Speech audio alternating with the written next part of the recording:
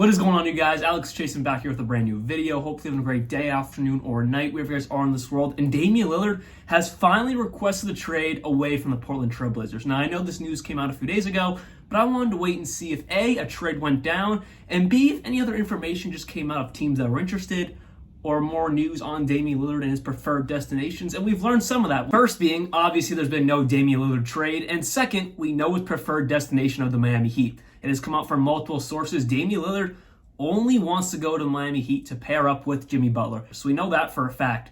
So let's talk about some possible trades, because just because Dame wants to go to the Heat, it doesn't mean that's the only team that's going to send an offer to Portland. I'm sure there's already been tons of phone calls from teams around the league trying to get Damian Lillard, trying to give a offer, because realistically, there are teams I'm going to be talking about that can throw a massive package at the Trailblazers that they would not be able to deny. But since Damian Lillard wants to be on the Miami Heat, let's start off with a couple trade possibilities to get Dame to Miami. Starting off with a three-team trade involving, of course, the Heat and the Blazers, but we're adding the San Antonio Spurs. Now, why the Spurs? And why a third team? Well, realistically, do the Blazers even want or need Tyler Herro? Well, they don't need him, and they might not even want him because, again, they just drafted Scoot. They still have Anthony Simons, who is young and only ascending still. They have Shaedon Sharpe. At this point, will probably be their small forward.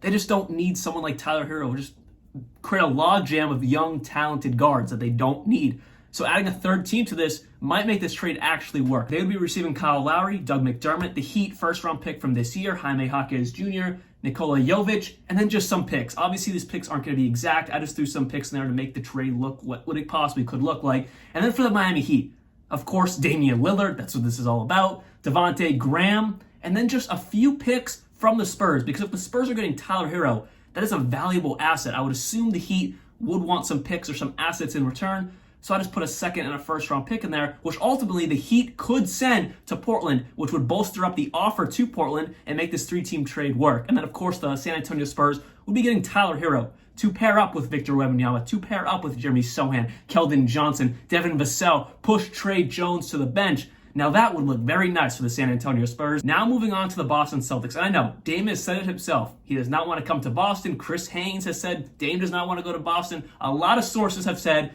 Damian Lillard wants nothing to do with the Boston Celtics. But if the Celtics offer Jaylen Brown, there is no way on the face of this planet that Trailblazers say no. Now this only happens if Jaylen Brown, yes, of course he wants his max extension, but he just wants out. What could a trade look like? Well, I'm still throwing the Spurs in here because listen to me here. Malcolm Brogdon was just traded a few weeks ago from the Celtics. It didn't work. The Clippers backed out. Maybe he just, he doesn't feel comfortable with the team anymore. He just literally got traded, but it failed, and now he's back on the team. That could create some weird stuff in the locker room, or at least with ownership in the front office. So let's just say they still want to move Malcolm. This is how this three-team trade would work. Starting off with the Trailblazers receiving Jaylen Brown, Doug McDermott, Charles Bassey. The Boston Celtics would receive Dame and Nasir Little. And why Nasir Little? Because he's been on Portland for so long, has really never improved, has been the exact same, and they have so much depth all around that maybe they just don't want him anymore. And then the Spurs would receive Malcolm Brogdon and a sign and trade with Grant Williams. Now, this is a huge hit for the Boston Celtics. You're losing Brown, Brogdon, and Grant Williams in one trade, just receiving Damian Lillard and Nasir Little back. But it's the best possible deal you can make to make some competitiveness out of all of it, because Jaylen Brown walking is the worst possible scenario for the Celtics. Now let's talk about the Philadelphia 76ers. As we all know, James Harden has requested a trade out of there. He wants out. But could bringing Damian Lillard into Philadelphia make James change his mind? I would say so. Imagine Embiid, James Harden, and Damian Lillard on the same court. How would this trade work? Well, for starters, it would have to be a three-team trade, because the Blazers would be bringing in Tobias Harris, Tyrese Maxey, and you really can't keep Anthony Simons, right? So it would be adding the Brooklyn Nets, who would be getting Anthony Simons.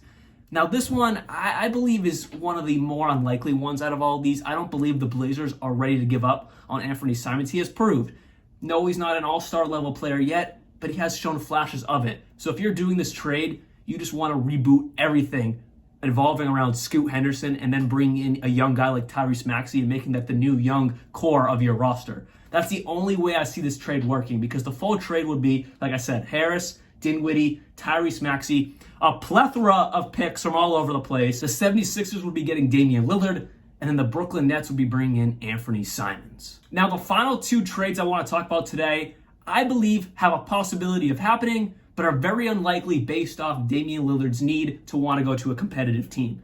But these teams I'm about to talk about have all the assets possible under the sun to land and make a huge splash for a superstar level player, starting off with the Utah Jazz. Danny Ainge, he did the same thing in Boston, and maybe he can do the same thing in Utah. I mean, he's already done the same thing in Utah, hoarding picks, getting picks, all the assets imaginable to land a superstar.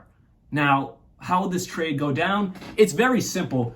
Colin Sexton, Kelly Olynyk, Ochai Agbaji, Keontae George, who they just drafted, a plethora of first-round picks from all over the place. They have Minnesota's first-round pick, the Lakers' first-round pick, more Minnesota first-round picks from the Rudy Gobert trade, Cleveland's first-round pick for Damian Lillard.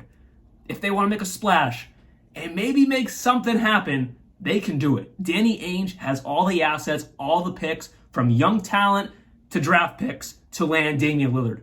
Just the fact is, as much as Damian Lillard does not have a no-trade clause, he can say, if you trade for me, I promise you I won't play. Now that is almost like a no-trade clause. And the final trade is the same exact thing, but with Sam Presti in the Oklahoma City Thunder.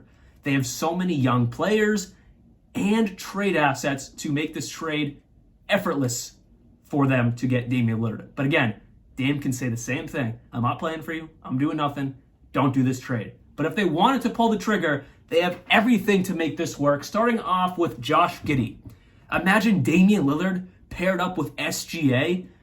Whew, that's nasty. I mean, let's just put it how it is. That is nasty. But to make the money work, you would throw in Davis Bertans, who was recently just traded to the Thunder, Lou Dort, Dang, and Isaiah Joe, with a plethora of first-round picks as well for Damian Lillard. Now that brings Oklahoma City back on top, and it gives the Trailblazers young assets to build upon, especially Josh Giddey. But the thing is, you would have Josh Giddey, Scoot, and Anthony Simons and Shaedon Sharpe. How would that work? They already have a backload as it is.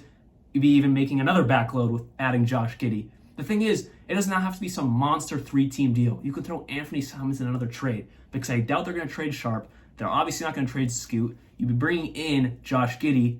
You can move on Anthony Simons in another trade. But if you want to do this trade, you have all the assets in the world if you're Oklahoma, or even the Jazz. They both could make this trade happen, and they're both deals that no matter what Damian Lillard says, the Blazers wouldn't say no. It's just the thing that would be really difficult. The Jazz and Thunder would be questioning if they want to pull the trigger, because Dame would say, nope, we're not doing this. I don't care what you do. I'm not playing for you. Now that is the really tricky part. That is all I have for you guys today. Hope you guys did enjoy this video. Realistically, I think Dame is going to end up in Miami. I think they're working on it as I speak right now. They are figuring out a way to get Damian Lillard to Miami and then Tyler Herro somewhere else in a 3-team deal, because realistically, the Trailblazers do not need Tyler Herro. Hope you guys did enjoy this video. More videos coming out very, very soon on free agency and whatever happens with Damian Lillard and all NBA major news. See you guys very soon. Like always, peace out.